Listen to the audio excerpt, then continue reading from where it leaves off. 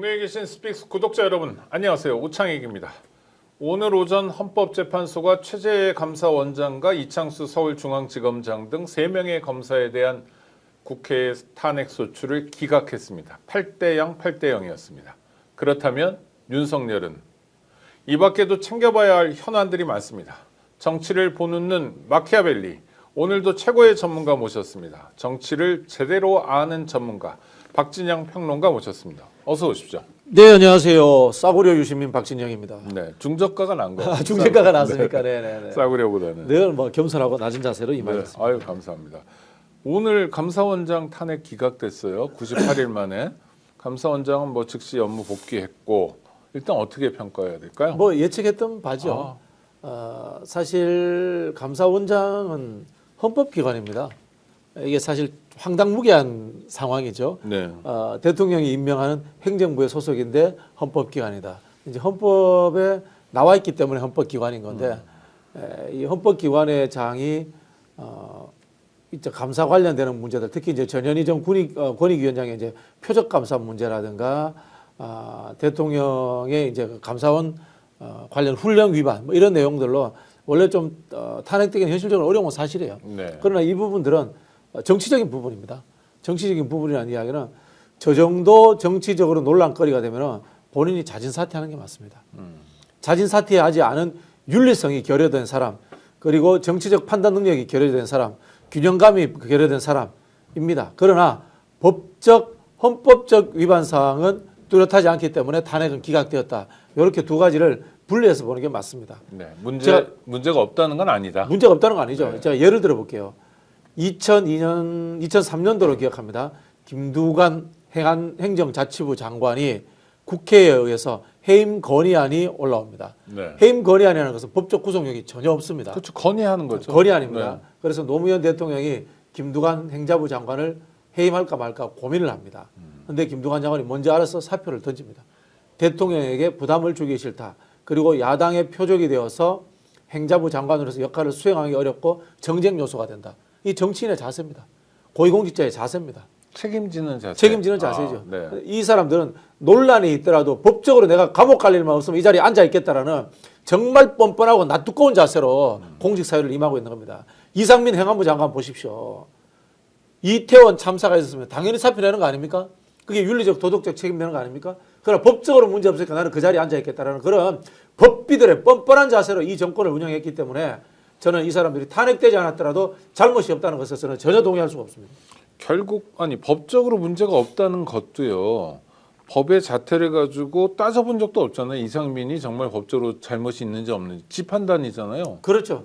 사실 법적으로 문제가 있으면요. 탄핵되는 게 아니라 구속시켜야 되는 거 아니겠습니까? 네. 그런 부분에서 감사원장 경우는 좀 특별합니다만은 일부 이 검찰들까지도 기각을 시킨 것은 저는 헌재도 문제 있다고 생각이 듭니다.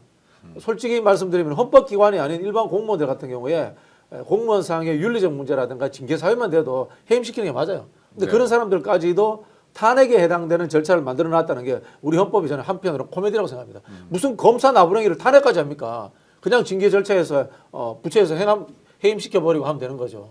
그런 걸 안 하니까 탄핵까지 온 그렇죠. 거죠. 그런 걸 안 하니까 탄핵까지 온 거죠. 또 한편으로. 또 하나는 검사들이야 뭐 직업 공무원으로서의 뭐 노동 기본권을 보장한다 하더라도 감사원장은 이미 뭐 나이로나 뭐 정부직 공무원이죠. 정치적 그렇죠. 책임을 네네. 져야 되는 자리이기 그렇죠. 때문에 네. 이 정도 헌재에 가는 사안이 되면은 본인이 먼저 사퇴하는 게 맞습니다.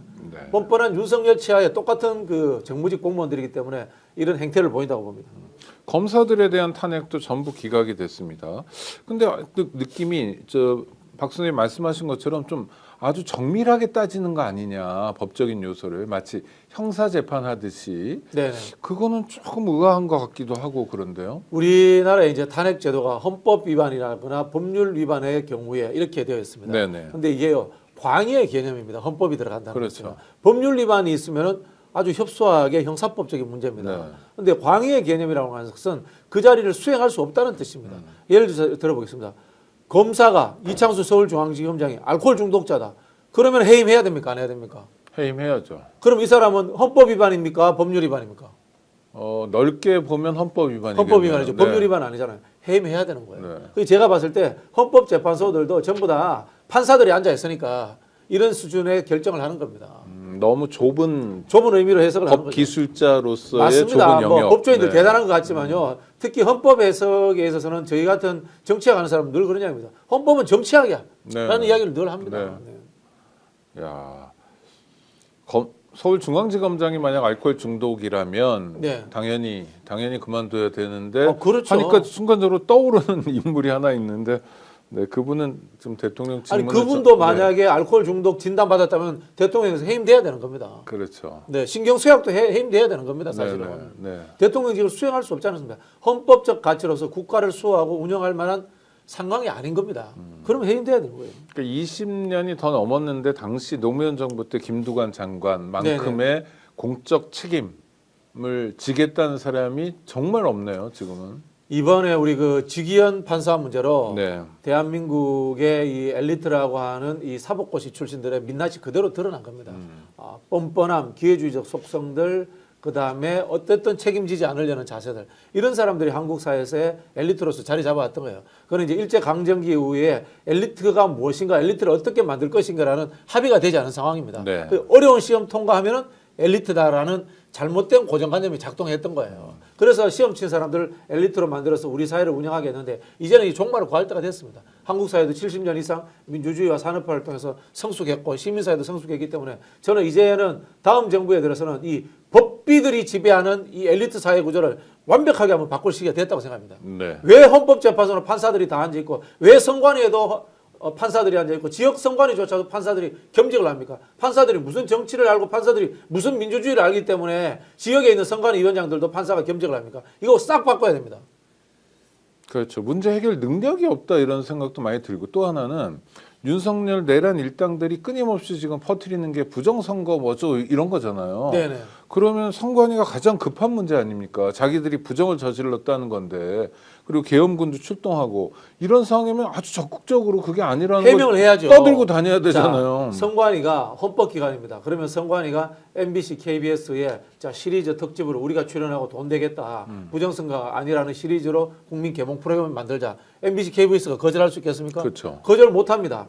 근데 박진영만큼의 머리도 못 굴리는 것들이 전부 다 선관위의 위원장하고 위원으로 앉아있고 지역 선관위에 판사들이 겸직을 하고 있으니까 선관위가 이 모양 이 꼴로서 국민들에게 불신임 받고 나라를 지금 반쪽으로 쪼개는데도 어떤 역할도 못하고 있는 거예요.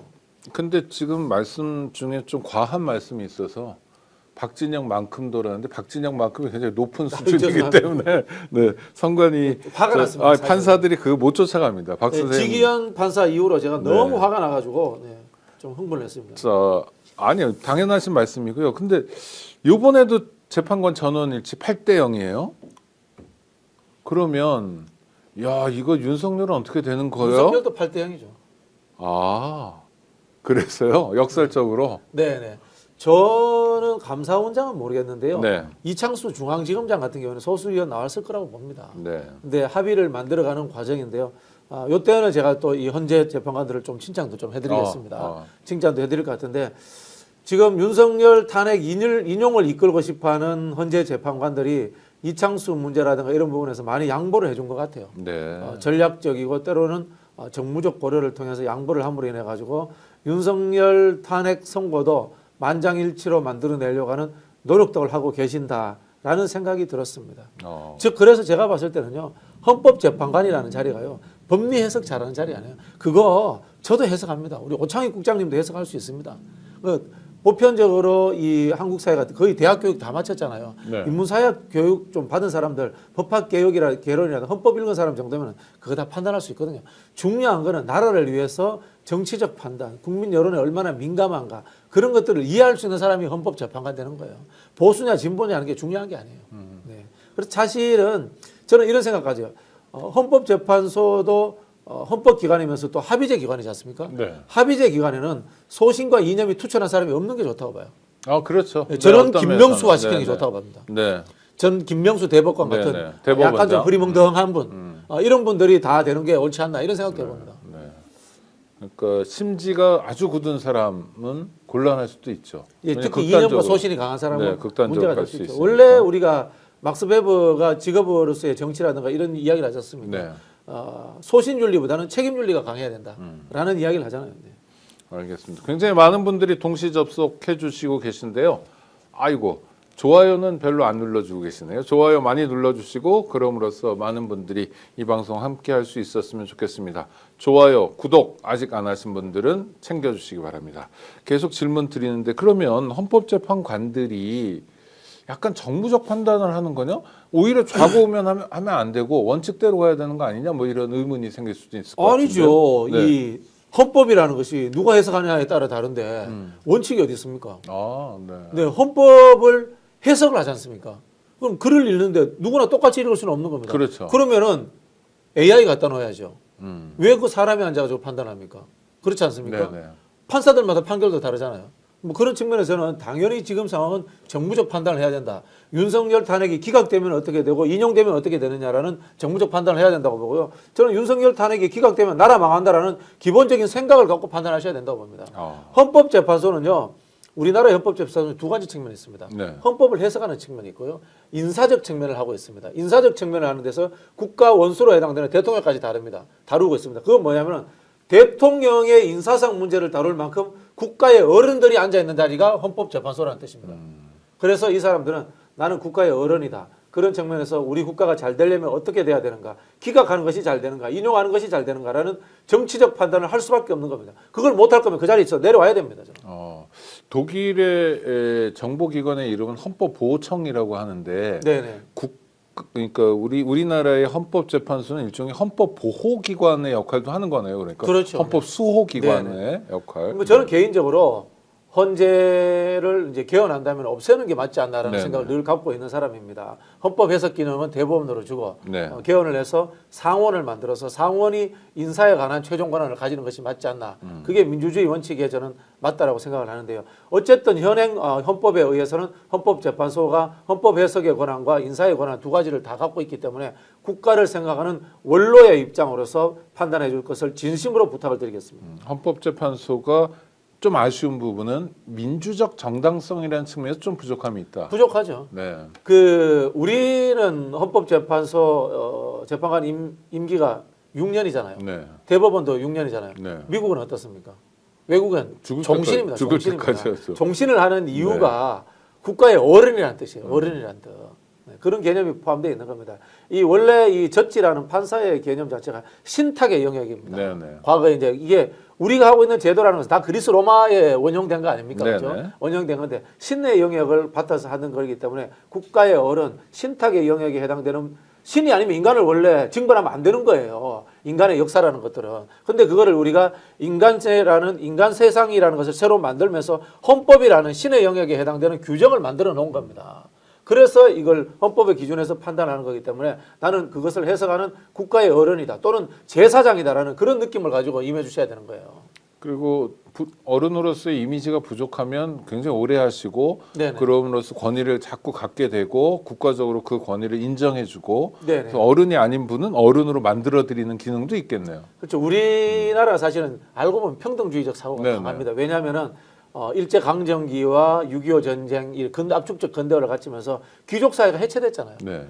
뭐 사실 우리 재벌 들여가지만 이 사람들 옛날로 치면은 6.25 봉건국가에는 장사치였지 않습니까? 산농공상.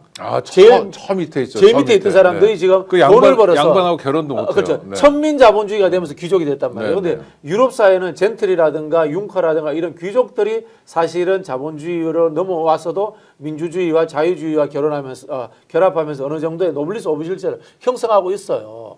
이런 사람들 입장에서는 평등주의보다는 품격의 문제, 여기에 기반한 보수가 실제로 존재합니다. 이런 사람들 입장에서 봤을 때 지금 왜 영국 같은 경우 이거 아직 머리에 판사도 이거 쓰잖아요. 네. 뒤집어 쓰잖아요. 네, 뭐 그게 여기 뭐 걸치기도 예, 하고. 품격 있는 사람들의 공익적인 결정이라는 개념을 담고 있는 거예요. 네. 그러니까 우리 판검사님들도 제발 그러한 생각을 좀 가졌으면 좋겠어요. 그래서 우리 헌법재판소도 그렇고 일반 법정에서도 그렇고 판사들이 들어오면 네네. 어르신들도 일어나서 좀 맞아주고 이런 게 권위를 인정하겠다. 그렇죠. 네네. 그러니까 좀 똑바로 잘해봐라. 네네. 이런 의미겠네요. 네네. 네. 근데 헌법재판소가 윤석열 탄핵 심판 선고 언제 하는 겁니까? 왜 아직 말이 없죠? 저는 뭐 제가 이제 취재한 바로나 네. 느낌을 받는 것은 만장일치를 만들기 위해서 지금도 이 평결문을 어느 정도 초안을 써놓고 지속적인 합의를 하고 있다. 저는 그렇게 해석을 합니다. 근데 시간이 굉장히 많이 지나갔고 네. 그다음에 역대 어떤 탄핵 심판보다 더 오랫동안 했는데요. 평의도 그렇고. 아마 이 판결문의 소수 의견 문제라든가 이런 것들을 네. 최대한 줄이려고 하는 노력이 아닌가라고 짐작을 해봅니다. 그럼 언제쯤 나올까요? 이 정말 일각이 여삼추여서요 요새. 뭐 오늘 밤에 이야기해서 내일 할 수도 있고요. 네. 다음 주 월요일 이야기하시는 분들도 있고 다음 주 금요일 이야기하시는 분들도 있다. 이렇게 보이고요. 저는 우리 시청자들께 하나 힌트를 드리자면요. 우원식 국회의장의 움직임을 보면은 대충 짐작이 간다라고 봅니다. 그래요? 네. 우원식 국회의장의 움직임은 어떤 의미가 있길래요? 우원식 국회의장이 어제 마은혁 재판관 다시 임명하라고 최상목 권한대행에게 강력히 요구를 했습니다. 네, 그랬죠. 즉 이 상황은 현재 이른바 이념적으로 분류했을 때 뭐 사실 이렇게 분류하면 안 됩니다만은 탄핵에 반대하는 재판관들이 아직도 있는 것 같아요. 그 부분에 있어서 확실하게 인용된다라는 장담을 못하는 상황이 아닌가라는 조금의 좀 우려심을 제가 좀 이야기를 하고 싶습니다. 네. 아니 그러니까요. 그러면 지금 8대 0이 아니다 뭐 이런 말씀. 현재 상황은 제가 보기에는 8대 0이 아닐 수도 있다고 봅니다. 그래서 8대 0 또는 40여까지 임명해서 9대 0을 만드는 상황까지도 가정하고 우원식 의장님이 저런 말씀을 하지 않았나라는 짐작을 좀 드려보고요. 문영배 헌법재판소장 대행입니다만은 그분의 입장 또는 이 탄핵의 인용에 찬성하는 입장들이 많기 때문에 이분들은 탄핵에 인용되지 않는 상황의 위험성이 존재한다면은 저는 선고일 안 잡을 것 같아요. 그러니까 만사 불여 튼튼으로 만사 간다. 불여 튼튼으로 해야 된다고 봅니다. 네. 네네. 네. 아이고 그러면 우리가 언제까지 기다려야 되나 이런 의문이 생기는데. 탄핵 인용될 때까지 기다려야 됩니다. 제 표현이 저는 그렇게 생각합니다. 아이고, 이게 근데 그러면 정치적인 상황을 보는 하나의 전략적 인내라고 봅니다. 저는.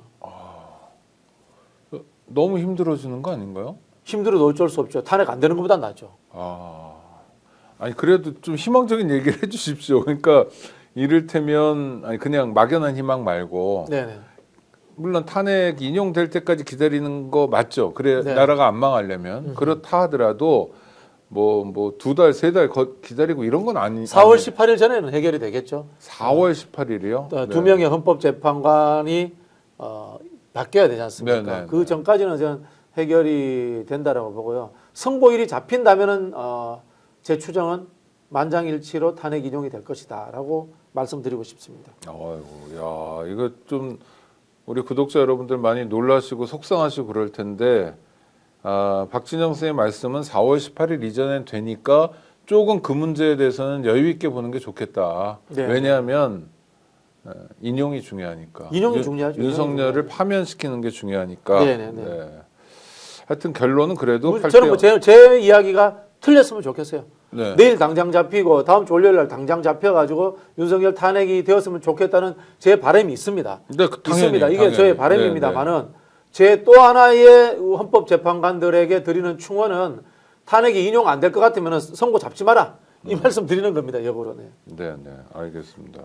야, 그러면 헌법재판이 그냥 그야말로 원칙 법리를 따지는 게 아니라 무슨 정치 상황, 갈등 상황, 여론 지형, 이후의 정치 지형 이런 걸 다 고려하는 일종의 정치 재판이기도 하네요. 그렇죠. 그래서 제가 상원을 만들어서 국민의 대표들이 결정하는 것이 맞다라고 이야기를 드리는 겁니다. 알겠습니다. 또 현안이 있습니다. 윤석열이 구속 취소로 나왔는데요. 네. 어제 국회에서 아주 중요한 진술이 나왔습니다. 그 죄송합니다. 대법원 판사이기도 하고 대법관이기도 하고 네, 법원 행정처장이 네. 대법관 중에 넘버 2죠. 네. 법원 행정처장이 이거 즉시 항고해야 된다. 네네. 이런 원칙을 얘기했고 두 번째는 아직도 할 수 있다. 네네. 14일까지 기한이 있다. 네네. 내일까지 기한이 있습니다. 일주일이니까. 일종의 검찰청이나 또는 윤석열 입장에서는 핵폭탄이 터진 거 아닙니까? 근데 문제는 이제 검찰이 움직이느냐 하는 부분인데요. 여기에서 이제 저희가 두 가지 정도를 추론할 수가 있습니다. 첫 번째는 우리 갑자기 천규덕입니까? 천대엽. 천대엽. 네. 네. 천규덕은 옛날 레슬링 선수. 레슬링 선수. 죄송합니다. 저 아드님이 지금 영화배우. 영화배우 천호진 씨 네. 아버님이신데 예, 죄송합니다. 천 씨가 드물어가지고 네. 제 친구 천종필도 있는데. 예. 그 천대엽 법원 행정처장 말씀은 쥐기인입니까 연입니까? 쥐기연 판사의 생각이 그랬다라는 것을 국민들한테 전하는 겁니다. 법원 행정처장은 독립된 판사이지만은 또 행정기관의 장이기 때문에 행정적 절차를 다하는 사람이기 때문에 그 쥐기인 판사에게 물어볼 수 있을 겁니다. 아마 물어봤을 겁니다. 너 왜 그렇게 이상한 판결을 내렸어? 라고 하니까 쥐기인 판사가 우리 전 행정처장에게 이러이러한 이유로 법원이 즉시 항고하라고 저는 이런 판결을 내렸습니다. 라고 이야기했을 가능성이 있다고 봅니다. 지금 뭐 댓글에 속보 좀 보세요. 뭐 쭉 나오는데요. 네네. 대검에서 입장을 정한 것 같습니다. 항고 안 하겠다고. 뭐 저기 심우정이 그렇게 독한 마음 먹은 거죠. 나는 윤석열과 함께 죽겠다라는 마음을 먹은 거죠. 네. 막 하자는 거네요. 막 하자는 거죠. 막 하자는 거죠. 원래 그런 류의 인간들 아니겠습니까? 네, 네. 저희 자막으로도 속보를 내보내드리고 있는데요. 네네. 윤석열 구속 취소에 즉시 항고 포기 입장 변함없어. 네네. 정말 검찰이 어떤 사람들이라는 거를 전 국민들에게 뭐 독이든 두꺼비의 보온이다. 이렇게 저는 보여지고요. 지금 법원 행정처에서 이야기하는 것은 항고하라는 뜻입니다. 그렇죠. 항고하라고 하는 건데 네. 안 한단 말이에요. 그러면 저는 남은 방법 하나가 있다고 봅니다. 네. 쥐기현이 윤석열을 직권 구속시켜야 됩니다. 네. 자기가 저질렀으니까 자기가 해결해야죠. 네네. 담당 재판정의 판사는 직권 구속의 권한이 있답니다. 법정 구속이라고. 법정 구속이라고 하죠. 이제 직권 구속이라 하는데 네네. 왜 그게 가능하냐면요. 구속의 사유가 없어지지 않았습니다. 증거인멸과 도주 우려, 그다음에 범죄의 심각성 아닙니까? 그렇죠. 내란 범죄니까 얼마나 심각합니까? 네네. 도주 우려 늘 있습니다. 경호처들까지 있으니까 도망갈 가능성이 존재하고 있는 거고요. 그다음에 지금 비화폰 문제가 심각하지 않습니까? 네네네. 증거인멸의 우려가 있습니다. 판사가 지금 직권 구속시키는 게 저는 맞다라고 생각합니다. 그러네요. 야, 이거 아니 근데 이렇게까지 할까요? 그러니까 저는 뭐 순진한지 모르지만 법원 행정처장이 결국 이런 건 법원에서 판단하는데 그러니까 법원의 대표 선수잖아요. 대표 선수가 다른 것도 아닌 국회에서 이건 즉시 항고해가지고 상급심에서 따져봐야 된다라고 얘기하면 가름할 탄 거잖아요. 그러니까 거기에 귀속될 수밖에 없는 검찰은 그렇잖아요. 네, 알겠습니다 하고. 그러니까 제가 앞서 말씀드렸던 법비라는 말이 통하는 네. 게요. 이 사람들은 도덕, 윤리 이런 거 없는 겁니다. 철면피인 겁니다. 법적으로 성문화된 판결문이 나오지 않으면 안 따르는 겁니다. 정치의 영역이나 정무적 판단을 하는 고위직 공직자를 해서는 안 되는 종류의 인간들이다라는 생각이 드는 겁니다. 국민의 여론, 민심 이런 거 필요 없는 겁니다. 오로지 법에 의한 판결이 될 때만 지키겠다는 거예요. 이거 아닙니까? 쥐기현 판사가 판결문이 아닙니까? 그게 어쨌든 간에. 그렇죠. 결정문이죠. 네네네. 판결문에서 구속 취소하니까 그냥 끝내버리는 거예요. 천 행정처장이 의견을 낸 거 아닙니까? 그 높은 사람이 의견을 냈고 권유를 한 겁니까? 권유는 안 듣는 거예요. 법적인 거 외에는 안 듣는 겁니다. 이게 법비입니다. 법비. 법비고 법꾸라진 겁니다. 이 사람들이. 네. 심우정이 왜 그러는 것 같습니까? 저는 뭐 보훈 이상의 윤석열과의 특수관계가 있지 않나 의심을 해봅니다. 일단 보훈이라는 건 검찰총장 깜도 아닌 사람을 시켜준 것에 대한 검찰총장을 시켜줬으니까 감사하고 은혜를 갚아야 된다. 두 번째는 내란의 연관성을 의심해 봅니다. 사실 심우정 씨도 현재 내란 혐의자로 입건되어 있습니다. 수사를 받아야 되는 상황입니다. 그런 상황이고요. 그 다음에 또 하나 의심되는 것이 김성훈이 관리하던 비화폰을 받지 않았을까? 그래서 비화폰을 통해서 윤석열이나 김건희와 또는 대통령실에 있었던 누군가와 통화하지 않았을까 의심을 해봅니다. 그 의심의 영역이 약간의 정황적 증거가 될 만한 게 12월 3일 날 내란 당시에 선관위에 고위 검사들이 출동을 했다라는 이야기가 나오고 있습니다. 그리고 고위 검사들이 방첩사의 대령과 통화했다는 것은 거의 기정사실화되어 있습니다. 왜 통화합니까? 그리고 왜 선관위 출동합니까? 출동할 때 고위 검사면은 검찰총장한테 이야기하고 출동하지 않았겠습니까? 보고를 하죠. 보고하고 했겠죠, 그죠? 그렇다면은 내란 당일 상황을 심우정이 알고 있었다라는 의심이 충분히 들 만한 겁니다. 야, 그러니까 내란을 극복한다는 게 이게 만만치 않은 게 네. 내란을 대통령이 저지르고요. 친위 구테타로. 그다음에 대통령이 임명한 각 아주 주요 보직의 포스트들이 검찰총장, 뭐 국방부 장관, 뭐 또 행안부 장관, 그다음에 또 누굽니까? 뭐 법제처장, 뭐 법무부 장관 이런 것들이 쭉 움직이니까 내란을 극복하는 것도 정말 어렵네요. 그렇죠. 12.12 쿠데타를 전두환 혼자 하는 거 아니잖아요. 네. 노태우하고 둘이 하는 게 아니지 않습니까? 네네. 수십만 명의 사람들이 동원되는 상황이 만들어졌던 거예요. 그리고 강 큰 놈이 이긴 거 아닙니까? 그 영화를 보면 네네네. 한쪽에서는 유혈 사태가 나오는 것을 두려워하고 한쪽에서는 유혈 사태를 두려워하지 않는 겁니다. 자, 똑같은 상황 아니겠습니까? 지금 윤석열 일당들은 유혈 사태가 나더라도 내 자리를 지켜야겠다는 생각을 가지고 있는 겁니다.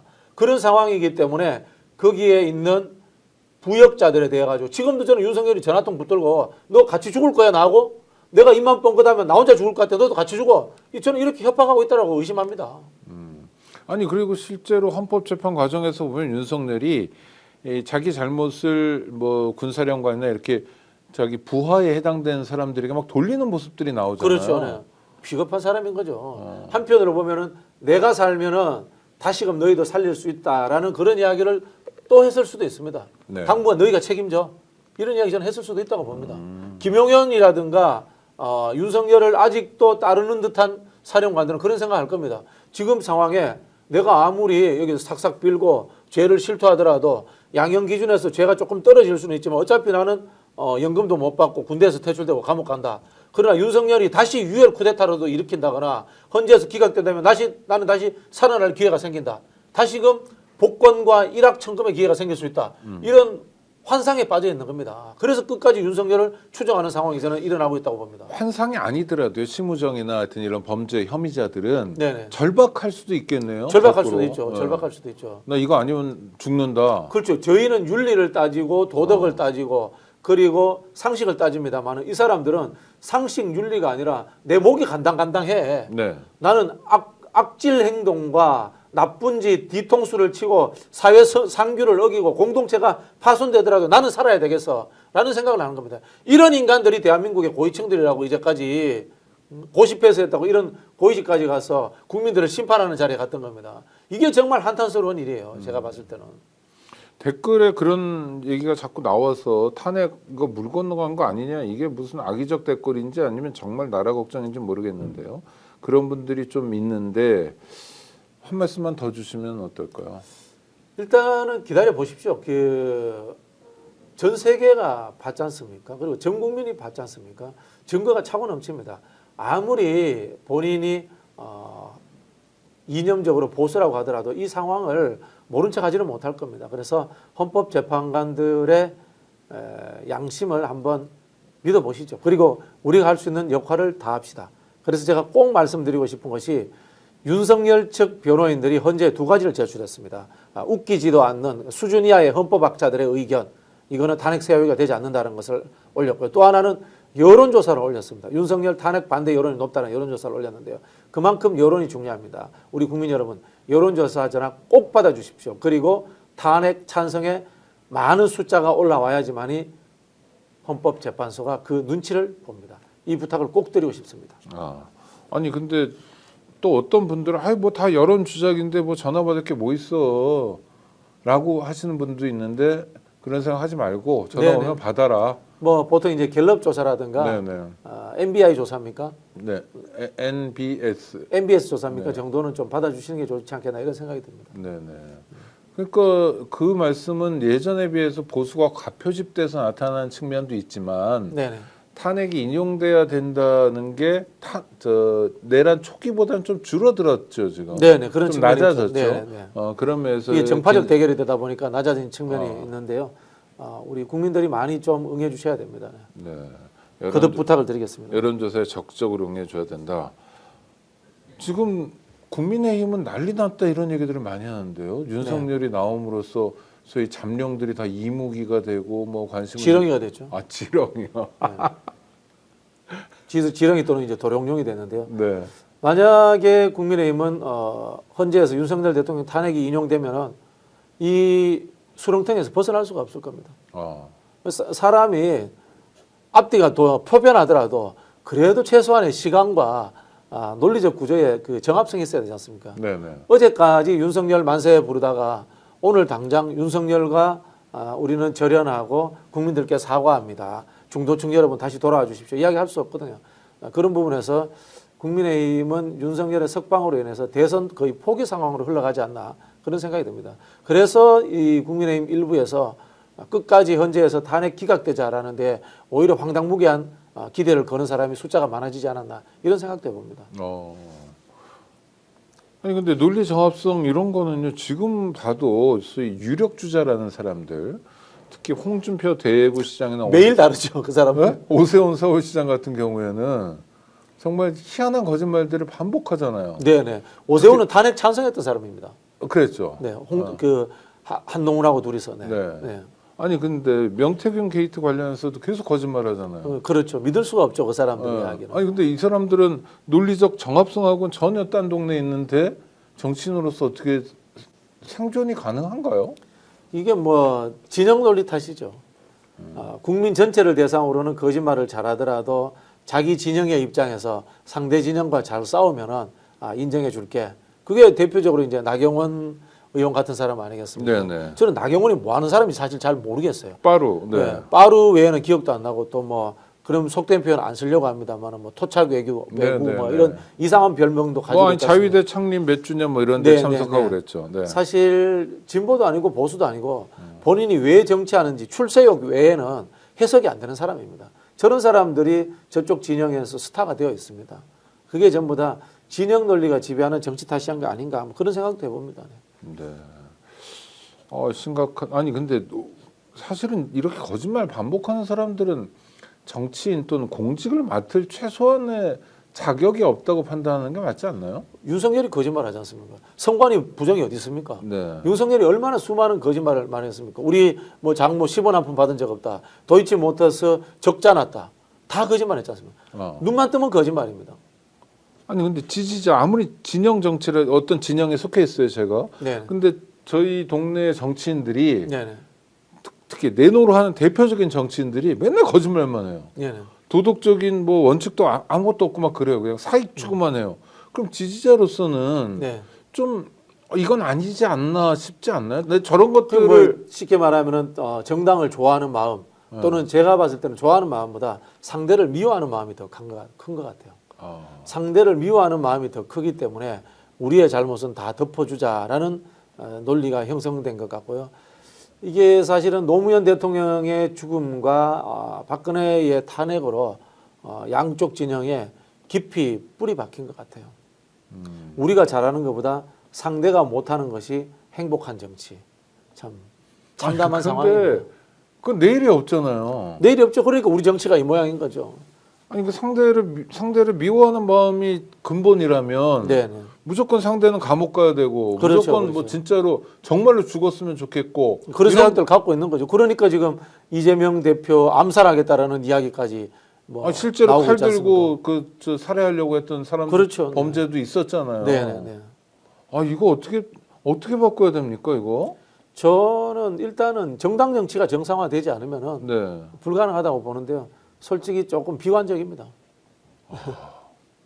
아니 그러면 안 되죠. 아니 최고의 전문가 아무리 중저가 유시민이라 하더라도 네, 조금 박진영- 비관적인 게 네. 원래 이제 진보라든가 이런 사람들은 제도와 시스템을 좋아하잖아요. 네. 근데 저는 뭐 제도와 시스템보다는 결국은 사람과 문화라는 생각이 들거든요. 어느 순간부터 이 소신과 세상을 바꾸겠다는 철학을 가진 사람들이 아니고 출세하겠다는 사람들이 양당에서 주요 정치인으로 자리 잡음으로써 공공선보다는 자신의 이익 이것들이 먼저 관철되기 때문에 절대 자신을 내려놓는 일, 자신을 포기하는 일은 없어지고 그런 상황 속에서 저는 우리 정치가 상대방과 잘 싸우면 효용성을 인정받잖아요. 네. 그것만이 절대선인 상황에서 정치가 잘 될 가능성이 좀 없다라는 비관적 생각 가집니다. 아니 비관을 넘어서고 싶어요. 그래서 예를 들어서 민주당이 국민의힘과 비교하면 뭐 내란 정당, 네네. 내란 옹호 정당, 여기는 내란 반대하는 그래서 뭐 합리적인 정당이 이럴 수 있잖아요, 그렇죠? 네네. 그러니까 민주당이라도 그럼 우리는 다른 방식의 정치를 하겠다. 에? 니네 죽이는 방식이 아니다. 이를테면 윤석열은 대통령 된 다음에 이재명 대표를 죽이기 위해서만 골몰했는데 네. 이재명 대표가 대통령이 되면 정치보복 안 한다. 그럼 뭐 확실히 바뀌겠죠. 근데 이 부분은 이재명 대표 혼자 대통령이 되고 정치 보복 안 한다라고 저는 끝나는 상황은 네. 아니라고 봅니다. 저도 뭐 이재명 대표가 대통령이 되기 전에 한 3가지 정도를 약속하면 좋겠다라는 생각을 네, 네. 늘 갖고 있습니다. 안 했으면 싶은 거. 이제 첫 번째는 정치 보복 네. 나 안 하겠다. 그런 얘기를 하고 있잖아요. 네, 지금. 두 번째는 네. 증세 안 했으면 좋겠다. 네. 세 번째는 제가 이야기를 안 하겠습니다. 이거는 제가 나중에 말씀드리려고 하는데 그러면 반칙이세요. 외교 예를 들자면 이런 겁니다. 남남 합의 없는 급진적인 대북 진전하지 않겠다. 네네. 네, 뭐 이런 몇 가지 정도를 가지고 서로 간의 오해의 요소들, 극단적 대립을 해소해야 된다고 생각을 합니다. 근데 문제는 이재명 대표가 문제가 아니라 당을 구성하고 있는 대다수의 정치인들의 문제가 좀 심각하다고 봅니다. 민주당의 정치인들을 제가 좀 분류를 해보면요. 한 10에서 20% 정도가 정치할 만한 사람들로 구성되어 있는 것 같아요. 네? 지금 그러니까 국회의원 중에 네네네. 적당 그 국회의원이란 직업에 적당한 사람이 1, 20%밖에 한 1, 안 20% 된다. 정도 되는 것 같아요. 그럼 뭐 예를 나머지 8, 들자면은 90%는 적당하지 않다는 직업인 거죠. 직업으로서 국회의원을 하고 싶었던 거예요. 네네. 고위직 직업으로서 권력 있는 직업으로서 폼 잡는 직업. 네, 하고 싶었던 거죠. 네, 대접받는 이 직업. 10%라는 네. 사람이 한국 사회에 있어서의 공공선을 실현하고 싶다. 그리고 한국이 어떻게든 간에 진보와 발전을 이뤘으면 좋겠다. 네. 그리고 그 속에서 나는 중요한 도구로 쓰임을 하고 싶다. 그리고 나의 쓰임의 역할이 다했다면 나는 그만둘 수도 있다. 이런 생각을 가진 분이어야 된다고 보는데요. 그렇지 않고 대다수는 출세욕이다라고 보고요. 출세욕 때문에 두 가지 극단적인 정치적 현상들이 나타납니다. 네. 정책적 입안 능력이라든가 어떤 다른 일을 할 줄도 모르면서 무조건 타당과 싸우는 사람이 있습니다. 그런 사람이 있고요. 반대로 어떤 사람이냐면은 나는 동네 가가지고 길 닦고 다리 놓고 사람들하고 술 퍼먹으면서 조직 열심히 짜야지 하는 사람들이 있습니다. 네네. 이 두 부류들이 사실은 우리 정치를 망치고 있지 않나 그런 생각이 듭니다. 그리고 그런 사람들이 대세적 흐름이 되어버렸어요. 그게 현실인 것 좀 같아요. 서글픈데요. 뭐 서글프지만 그게 뭐 현실인 것 같습니다. 네. 그러니까 노무현 대통령의 비극적 죽음을 통해서 네, 네. 이쪽에 있는 사람들이 이제 마음에 좀 뭐 뭔가를 품게 되죠. 네네. 그렇죠. 이건 정말 너무 비참하니까. 그러면 그 다음부터라도 이명박 정권에서 뭐 통합적인 정책을 해야 되는데 뭐 자기 해먹느라 바빴고 그렇죠. 네네. 네. 아니 예를 들어 볼게요. 국민의힘 판검사하고 민주당 판검사는 다릅니까? 국민의힘 정권식이- 법조인들하고 네. 민주당 법조인은 다릅니까? 네네. 법전이 하나니까 똑같아요. 아니 그래 이상민이라는 의원이 민주당에서 국회의원 하다가 국민의힘 갔잖아요. 김영주라는 의원이 민주당에서 국회의원 하다가 저쪽으로 갔잖아요. 박주선이라는 의원이 민주당 하다가 저쪽으로 갔잖아요. 검사 출신. 네, 지금 조배숙은 현역 조배수 국회- 의원 민주당에서 국회의원 하던 판사 출신 아닙니까? 저쪽으로 네. 갔잖아요. 네. 다 똑같은 유의 스타일들의 사람들이 양당에서 다 국회의원 하는 거예요. 다만 큰 어른이 성향이 달랐던 거죠. 김대중 대통령의 성향이 달랐고 노무현의 성향이 달랐고 문재인의 성향이 달랐고 이재명의 성향이 달랐기 때문에 네. 큰 바운더리 내에서 적당히 동화되어서 여기 있었던 겁니다. 아. 그러나 개인의 정치적 욕심과 이익이라는 것이 어른들의 생각과 돌출하고 달랐을 때는 과감하게 넘어가는 사람들인 거예요. 왜? 알고 보면 똑같은 판검사 출신들이고 알고 보면 똑같은 법조인 출신들이고 알고 보면 똑같은 지역 토호 출신들 데려다가 정치시켜 놓은 거 아닙니까? 여야가 전부 다. 네. 아니 그러면 어떻게 풀어야 돼요? 그러니까 지금 당장 못 푼단 말이에요. 예를 네. 들어서 자, 이재명 대표가 대통령이 돼서 뭐 여러 가지 노력을 해요. 지금 말씀하신 정치 보복 안 하고 정말 실사구시적으로 성과를 내면서 실용주의자 대통령으로서의 면모를 보여줘요. 그럼 좀 완화는 될 건데 근데 이게 또 변수가 있잖아요. 또 다른 변수 때문에 또 허물어지고 그래서 적대적 뭐 공존 네. 이런 게 반복될 텐데 네. 그럼 풍토를 바꾸고 내용과 더불어서 형식도 바뀌고 두 가지가 같이 바뀌는 근데 형식은 네. 지금 민주당은 많이 바뀌고 있습니다. 당원 민주주의라는 형식으로 바뀌고 있는데요. 문제는 당원 민주주의 앞에 올라가는 답안지가 쓸모 있는 답안지가 올라가느냐 쓸모 없는 답안지가 올라가느냐는 것에 대해서 우리가 제대로 준비를 못했다는 겁니다. 네. 자 이런 겁니다. 똥 묻은 사람하고 겸 묻은 사람하고 민주당 둘이가 경선에 올라갑니다. 그리고 텅 빈 사람하고 세 사람이 올라갑니다. 텅 빈 건 머리가 몇 당? 뭐 어쨌든 간에 그럼 당원들은 이 세 사람 중에 선택하는 구조까지 현재 만들어져 있습니다. 그럼 어떻게 해야 됩니까? 앞서가려면 뭐 겨우 묻은 사람을 선택하게 되겠죠. 선출해야죠. 그 정도 민주주의는 지금 민주당에서 만들어져 있습니다. 네, 그건 상대적으로 국민의힘과 다른 거죠. 덜 나쁜 네. 사람을 선택하는 구조는 만들어져 있습니다. 그러면 최악의 후보, 황금으로 칠해진 사람, 은빛으로 칠해진 사람, 국민들의 피와 땀이 묻은 사람이 올라간다. 그럼 국민들의 피와 땀이 묻은 사람을 선택해야 되잖아요. 네. 이런 사람들이 올라가는 구조가 만들어지지 않고 있는 겁니다. 쉽게 말하면은 공화주의적 입장, 심의숙고에서 훌륭한 정치인들이 올라가는 구조까지는 못 가 있는 거예요. 숫자 민주주의까지만 민주당이 딱 와 있는 겁니다. 그래서 쉽게 말하면은 정치 엘리트 양성 구조가 존재하지 않는 거고 어떤 엘리트가 민주당에 필요한 엘리트인가에 대해서 판단하는 심의숙고 기능이 아직 존재하지 않는 거예요. 이걸 같이 해줘야 되는데 아직은 형식적 수준에까지만 와 있는 그러니까 겁니다. 욕망의 정치만 되다 보니까 법조인들 중에서 정치적 욕망이 센 친구들 그렇죠. 네. 이런 친구들은 잔뜩 와 있고 관료들 중에서 좀 성공하고 정치적 욕망이 센 사람들이 잔뜩 국회의원을 하고 있다. 지금 관료들, 법조인들, 변호사들 정치하는 이유가 뭐겠습니까? 네. 정치하는 조건이 뭡니까? 네. 고위직하면서 돈 많이 벌어 놓은 거야.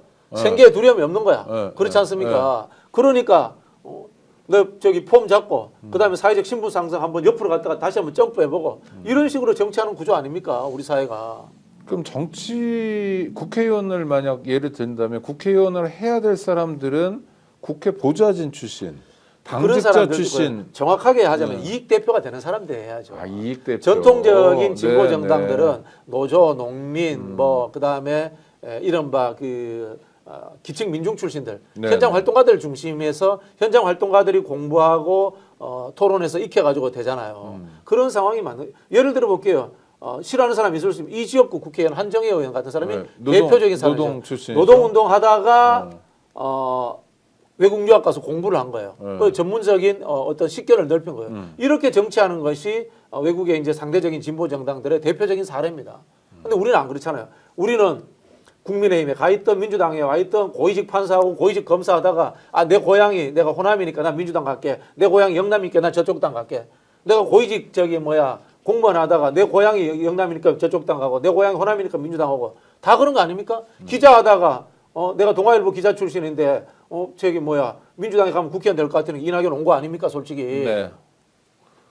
여태까지 뭐 민주당 쪽에서 어떤 입장을 밝히거나 그러지는 않았으면서도 그렇죠. 네, 그런 네. 기자 활동을 하거나 뭐 예를 들어 이쪽은 인권을 중요하게 생각하면 인권 기자로서의 역할을 했던 사람이 아니라 그렇죠. 고향 따라서 아니 예를 들어 볼게요. 민주당에도 기자 출신들 많잖아요. 네네. 그러면요. 뭐 싫어하는 분도 있을 수 있습니다만 한겨레 기자든지 아니면 MBC 노조 열심히 한 사람들이라든가 네. 이런 분들이 와서 민주당에 국회의원 해야 되는 거예요. 그냥 내가 스타가 됐다고 해가지고 민주당에서 데리고 오면 안 되는 거예요. 그 활동과 이념과 철학의 영속성이 존재하는 사람들을 국회의원 시켜줘야 되는 거예요. 그러니까 그걸 시키려면 어떻게 해야 돼요? 시키려면 그걸 평소에 네. 엘리트 충원 구조를 늘 가지고 있어야 되는 거죠. 어떤 방식으로? 일단 교육이라든가 네트워크 네. 그리고 다양한 커뮤니티를 통해 가지고 그 사람들과 협업 구조를 하고 있었어야죠. 네. 그러니까 민주당이 한국노총하고 약간 정책 연합 뭐 같은 맞습니다. 걸 그래 하면 하는 것처럼, 네. 한국노총 위원장 출신이 와서 국회의원도 그렇죠, 한번 그렇죠. 하고 이런 거. 그렇죠. 그게 이제 그거 좀 이른바 더 이제 정책 협약이라고 하고 네, 이제 좀- 사회 협약의 정치라고 하죠. 네. 좀 전면화돼야 네, 되겠네요. 네, 네, 네. 그렇군요. 속보가 계속 나오고 있는데 이창수죠. 서울중앙지검장 탄핵 심판에서 기각됐으니까 이제 업무에 복귀했는데 명태균 수사에 대해서 최종 결정 제가 책임진다는 자세로 하겠다고 하는데 글쎄 여태까지 그러지 않았던 분이 자기가 책임지면서 하면 어떻게 하겠다는 건가요? 책임지면 그만해야죠. 네. 사표내야죠. 제가 봤을 때는. 어쨌든 간에 법률적으로 문제가 없어서 기각되었다고 하지만은 김건희 수사 제대로 안 했잖아요. 그럼 사표내는 게 맞아요. 이거 염치가 없는 뻔뻔한 사람인 겁니다. 그렇죠. 그리고 당시에 그 서울중앙지검의 김건희 수사에 대해서 당시 대검찰청의 검찰총장이 국민들에게 사과하기도 했었어요. 네네. 또 황제 조사 논란도 있었고 그런데 갑자기 사과 한 번 안 합니다. 저 사람. 이창수요. 네. 그냥 성실히 수사하겠다. 그 성실이 어떤 건지 성실하게 덮겠다는 건 아닌지에 대한 의문이 있는데요. 하여튼 오늘 불편한 날인데 이 불편함이 윤석열 탄핵으로 한 번에 해결됐으면 좋겠습니다. 윤석열 해고. 왜냐하면 윤석열이 해고되면 이창수 따위야 뭐 그냥 지나가는 네네. 행인이죠. 맞죠? 크게 신경 쓰지 않아도 될 수 있습니다. 수계를 처리하면 나머지 잔잔한 이슈들은 저절로 해결됩니다. 네. 그렇죠. 우두머리를 처벌하는 게 처단하는 게 중요한데 그런 면에서 우리 국민들이 해주실 거는 첫째 여론조사 전화 잘 받고 또 주변에 카톡방 이런 데서 시끄러우니까 난 피해 이런 분들이 있는데 네. 그게 아니라 탄핵이 인용돼야 된다는 분들도 적극적으로 네네. 그런 데서 의견 개진도 하시고 맞습니다. 네. 저희 스픽스도 많이 들어주시고 또 집회도 중요하죠. 네, 집회도 중요합니다. 네. 헌재가 또 그런 눈치를 보잖아요. 저는 지기현 판사라는 분이 서부지법 난동 사건, 폭파. 본인에 대한 협박 이런 데 저는 영향도 받았다고 생각합니다. 알겠습니다. 오늘 저녁 7시에도 경복궁 앞에서 집회가 열리고요. 내일 금요일이죠. 내일도 7시에 집회가 열리고 토요일에는 드디어 100만이 될지 200만이 될지 모르겠지만 윤석열 정권을 끝장내야 된다고 생각하는 시민들이 모두 서울 경복궁 앞으로 모입니다. 집회에 참석하시고 함께 참석하자고 또 권하시고 우리 스픽스 공유도 해주시고 하면서 얼마 남지 않았는데요. 윤석열을 끝장내는 순간을 앞당겼으면 좋겠습니다. 오늘 우리 박진영 평론가 통해서 약간 좀 걱정되는 얘기도 들었지만 이거는 어떤 차원이냐면 정말 완벽한 탄핵이 돼야 된다. 그렇죠. 완벽한 탄핵이 돼야 된다는 바람을 요만큼의 전해드렸습니다. 흥결도 네. 있으면 안 되고 네네네. 한 판으로 그냥 딱 끝내버려야지. 네네. 네, 그런 마음 다 우리 모두가 그런 마음인 것 같습니다. 하여튼 윤석열 끝장내고 새로운 정부를 만들어서 이번에는 좀 예전 같지 않은 진짜 새로운 정부, 국민만 생각하는 정부를 함께 만들었으면 좋겠습니다. 늘 함께해 주셔서 감사하고요. 우리 박진영 평론가도 함께해 주셔서 감사합니다. 구독자 여러분 다음에 또 뵙겠습니다. 감사합니다. 스픽스는 말하는 언론입니다. 대세는 유튜브, 그중에서 스픽스. 좋아요, 댓글, 구독, 알림 설정.